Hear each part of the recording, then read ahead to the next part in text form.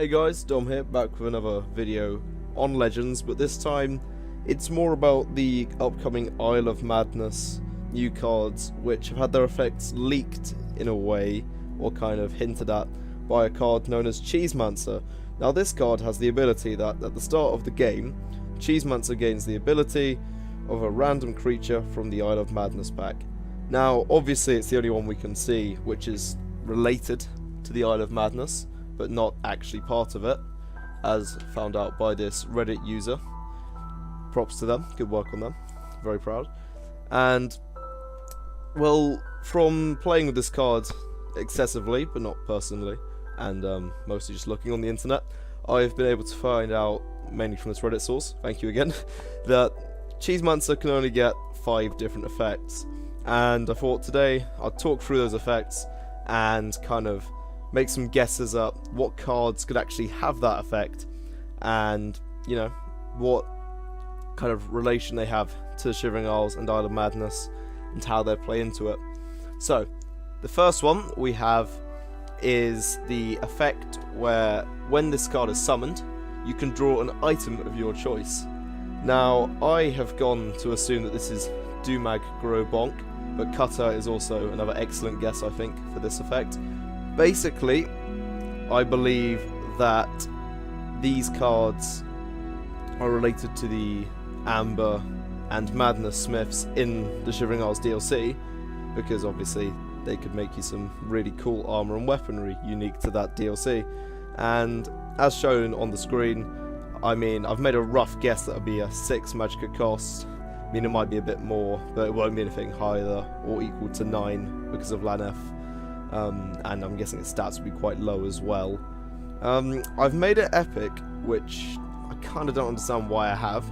I think it should actually be legendary, because effects where you can just draw a card straight up are ridiculously good, as it kind of removes that RNG from just the rest of the game. And the reason why I believe it's intelligence is because of the strength intelligence item decks, which are kind of really good, and I feel like that would really work with it quite well. Okay, next card, or effect, is Pilfer. Reduce the cost of the top card of your deck by 3. Now, I have decided, for the memes, that this could be Haskell. If you're wondering why he's a Breton, that's because I think if you look in the game's coding it says he's a Breton, but he probably isn't, some sort of Daedric thingy-majingy.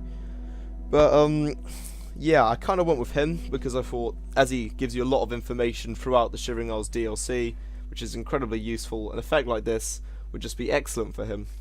And I thought, you don't want it to be too high Magicka cost, especially as it is reducing the cost of cards, but it's not doing anything too big.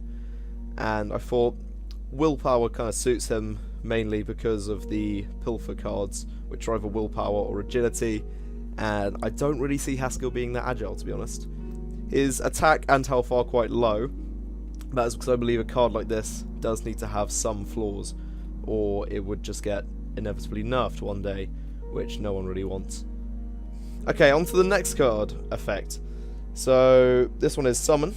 Battle an enemy creature. When this card takes damage, they deal that much damage to you. Now, I've made it Syl just because of her kind of paranoia and how she always accused people of trying to kill her, and then there were people trying to kill her. Spoilers for the Shivering Isles DLC, please play it, it's amazing. But yeah, as they have to like be taking damage, I thought Endurance kind of works with that. But now looking at this, I thought the Gatekeeper could also be a card which has this effect, so another reasonable choice. And I thought, for an effect like this, it's not going to cost too much, and it's also not going to be doing too much damage, I feel like, if it's going to have a lot of health. I mean, I feel like if the attack's going to be higher, the health will be much lower, so it might balance out, which is what I've just guessed with this.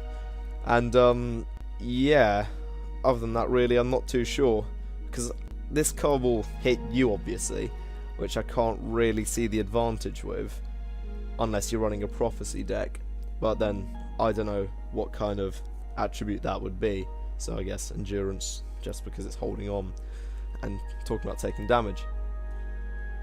Right, this is probably the card I'm the most certain on what it will be. and the effect is immune to lethal, immune to shackle. Your opponent cannot target this card with actions, and I have guessed this would be Goref as a neutral.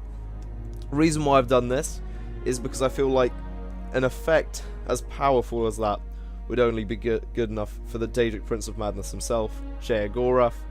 Although I'm sure all of us would want him to have like a really cool effect that he just transforms everything on the field into cheese or something like that. I feel like as he's a genuine god card, he needs to be always strong and always really powerful. Hence the stats I've decided to give him on this picture. And, well, I mean, other than that, if you did ever try and attack him in the Shivering Isles DLC, spoiler alert, you get frozen and teleported miles into the air only to fall to your death. So, him being immune to just being one shot and being stopped through other methods, I feel like it's quite good for him to have that. Right, on to the final card of the 5 effects.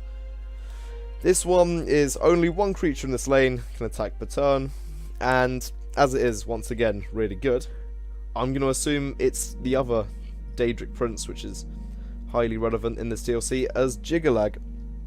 Now, again, I'm kind of going with this because only one thing being able to attack is kind of like the theme of order, and Jiggalag controlling order, blah blah blah, you kind of get what I mean. But I feel like this card, even if it is going to be that strong that I've made it, it's more likely to have more of a kind of glass cannon-y, much more attack than health layout, just because, well, if only one creature can attack, you're going to want yours to be doing quite a bit of damage. But if it's got a bunch of health and can't really be stopped, that's just not very fair.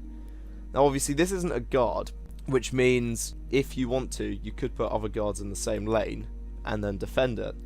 But other cards which are removal or just silence, you know, you will find ways that kind of stop it, but it could have some good synergy with guard decks. And I don't know, most of these effects haven't seemed to be as random as I thought they'd be for the Shivering Isles. But yeah, no, they're pretty cool. Well, that is pretty much the end of what I have kind of assumed and guessed at what these cards could be. If you've enjoyed this video, please like and subscribe. And if you enjoy the kind of way I've laid this out, again, please mention that in the comments. If people do like this, I'll do more of these in the future. And again, don't take any of this to being fact. This is all just guesses and cards I've made on a really weird card maker on the internet. So yeah, other than that, I can just say thanks for watching, and I hope I'll see you next time.